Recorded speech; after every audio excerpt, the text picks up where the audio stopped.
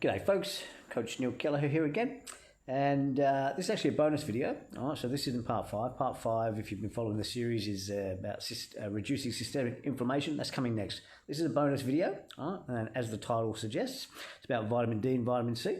All right, so I don't talk a lot about vitamins often, really, in case you haven't noticed, all right? Because I'm a natural health guy, and I believe in whole food nutrition and lifestyle, and things that we do all day, every day, naturally to improve our health and well-being. And I don't take many vitamins. All right?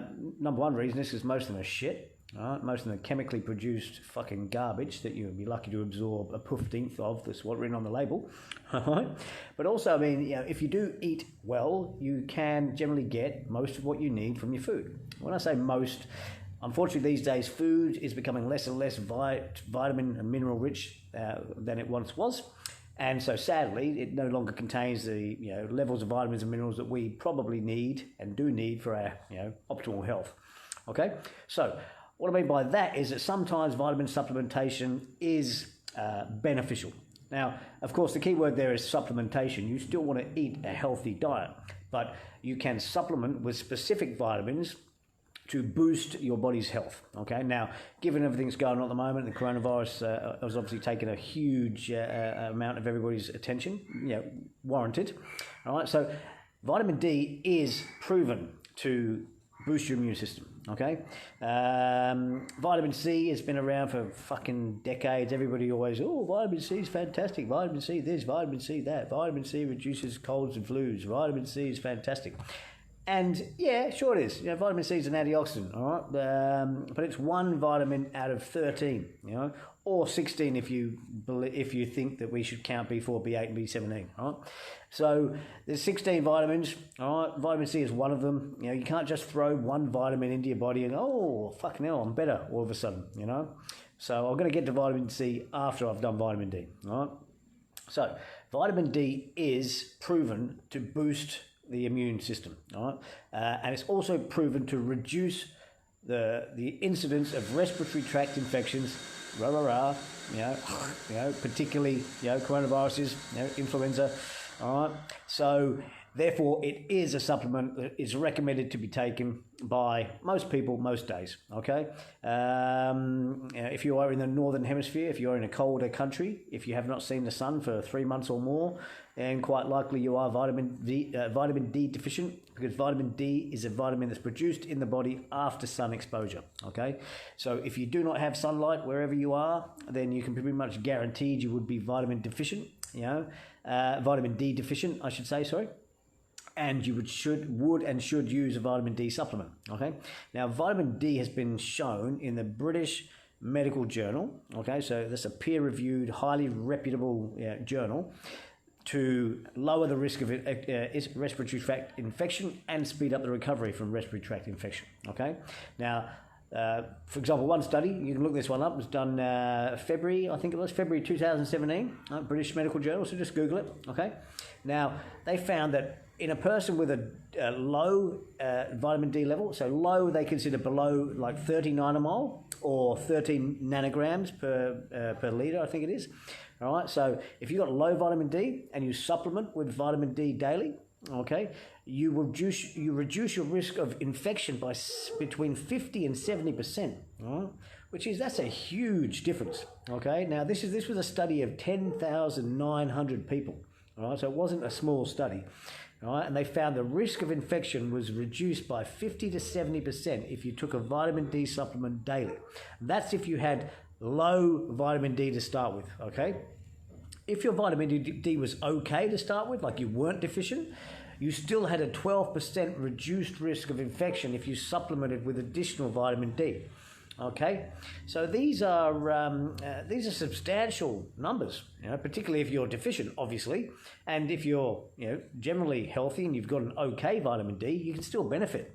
All right, so vitamin D is a supplement worth taking for everyone, to be honest, unless you're living in warm, sun-drenched climates, such as myself. I'm in the Caribbean at the moment, so I don't need a vitamin D supplement.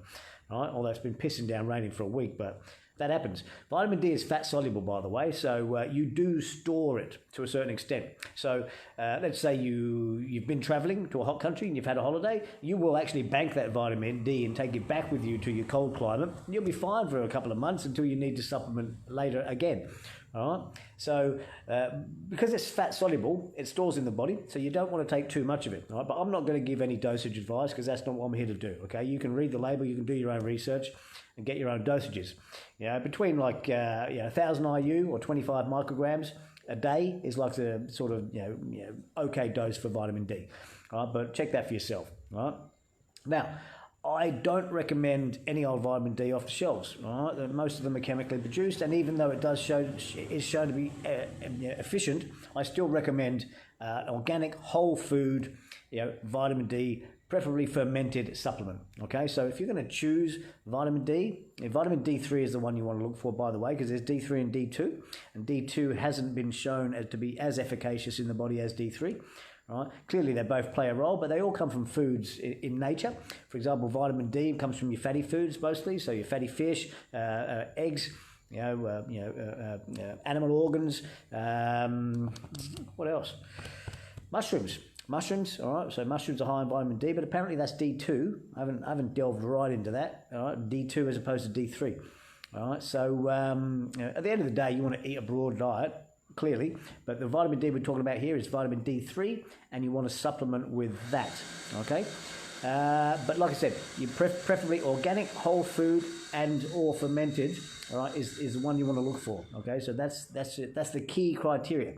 These days, they are available as opposed to the chemical form, which is just like chemically produced in a lab and put in a capsule, okay? So that's vitamin D. All right. So definitely supplement with vitamin D daily, ideally. If daily is not practical for you, if you travel for work or business, you don't want to swallow too many pills or whatever, you can take a higher dose once a week because it is fat soluble. All right. So you could take maybe 10,000 IU once a week in one day, and you can bank that for the week. All right. But ideally and preferably just every day, so you get into the habit of it, a smaller dose. All right. So that's vitamin D. Now, moving on to vitamin C. All right, now, I don't take vitamin C. I never have. Because if you follow me at all for any length of period of time, you'll see that, I eat a lot of fruit. All right. Now, some people can't. I get that. Some people don't. I get that. Diabetics obviously can't stuff their faces with fruit like I can. But I get all my vitamin C from my food. Okay. Vitamin C comes from coloured foods. All right. More citrus, you get more vitamin C. And, you go into the plant family, then you get your broccoli and stuff like that. It's got vitamin C. Okay, it's in a lot of stuff. I personally get it from oranges, kiwi fruit, grapefruit, lemons, limes, pineapple. All right, so it's in all these things. All right, and so I get more than enough vitamin C in my diet. All right, you may or may not. So if you don't, you may want to substitute with a vitamin D supplement. All right.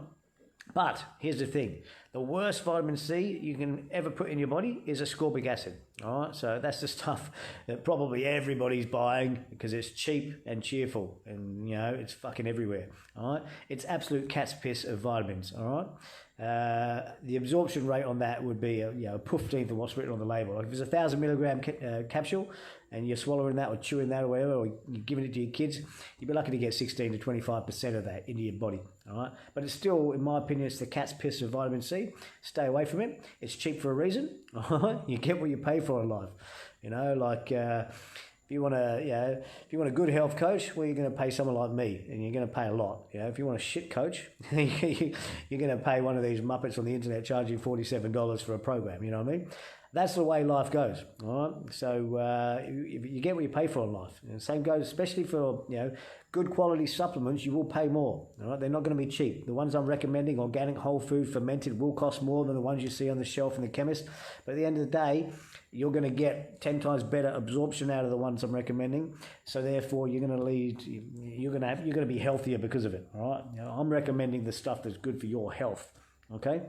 So vitamin C, ascorbic acid, stay away from. It's shit. Okay. If you're going to buy a vitamin C supplement, you want ester C, okay, which is calcium ascorbate. And that'll often be mixed with bioflavonoids, so things like hesperidin, quercetin, which actually improve the absorption, but they also have their own antioxidant and health benefiting properties. All right?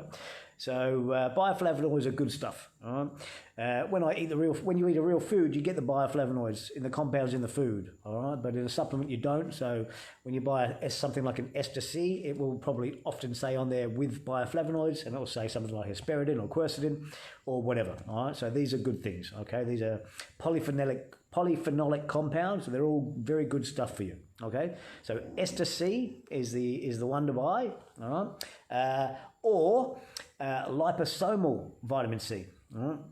Now, you may or may not have seen liposomal supplements come into the market in the last year or two. Okay, so a liposome is like a tiny molecule of fat, which sort of mimics the cell structure of human cells, and so it helps the transport of the vitamin or nutrient or whatever into the cell, so you get more of it where it needs to go, more rapidly, more efficiently. Okay, so liposomal vitamin C, ester C with bioflavonoids, they're the two best ones. Okay, and also, I didn't mention this before, but vitamin D you can get in liposomal form as well. Okay, so I think that's about it. Yeah, so vitamin C, ester C, liposomal, the best ones. Stay away from ascorbic acid, it's cat's piss. Okay, vitamin D, look for organic, fermented, whole food, vitamin D. And again, liposomal is a good one there as well. Okay, but at the end of the day, you can and should probably include those two if you're not confident that you have them under control. If you are deficient, if you know you're deficient, if you live in a cold climate, obviously, include vitamin D without a doubt. Okay, vitamin C, if you're like me and you eat plenty of citrus fruits and you eat a rainbow-coloured diet, you don't need to worry about wasting your money on it. Okay, you don't need to give it to your kids; just give them coloured diet. All right, but at the end of the day, these are two that are proven in many studies to have an efficacious effect on immune system and prevent infection. All right, so there you go, folks. Cheers. See you in the next one.